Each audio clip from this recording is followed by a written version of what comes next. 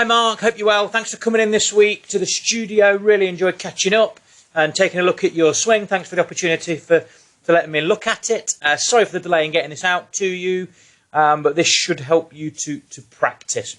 Obviously your poor shot is a little bit heavy. You catch the floor a little bit heavy. You also hit a lot of shots to the left, but you wanted, rather than a quick fix, a good in-depth look at your motion to let you know how you can improve moving forward from your 13 handicap. Big thing we spoke about was wrist cock and wrist hinge. You had it a little bit confused with kind of wrist bend, so you were really kind of worried about the club getting kind of behind you, so you've kind of tried to take out any use of the hands in the fear that this club's going to get behind you. If you cock your wrist, which is an upward motion, the club will stay more in front of you anyway, not get behind you. But I wasn't really too worried about the club getting behind you. That was your kind of thoughts. I just brought to your attention about how much wrist hinge you have. Difficult to see here in 2D, but we measured it in 3D. Not much wrist hinge, particularly at the top of the swing. You know, not too much cocking of the wrist. Now, you've got to create your power from somewhere. Courses are long, you want to hit the ball far.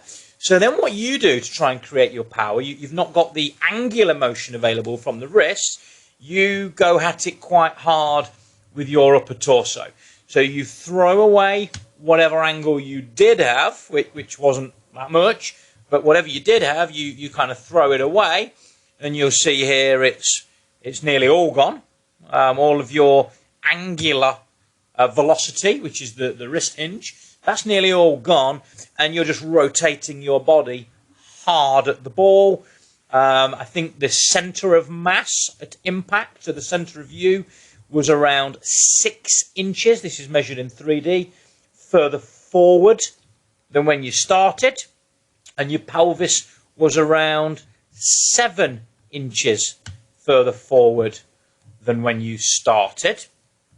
And obviously you're quite open as well. I think you were 50-odd degrees open with your upper body. So you've kind of swung up to the top, not got much angular velocity. You're trying to create some power to hit the ball far. You work aggressively with your body. You throw your wrist angle away. Your body ends up quite open and quite a long way ahead of the ball. So what we kind of worked on was setting the wrist a little bit better in the backswing, trying to store that a little bit better into the downswing,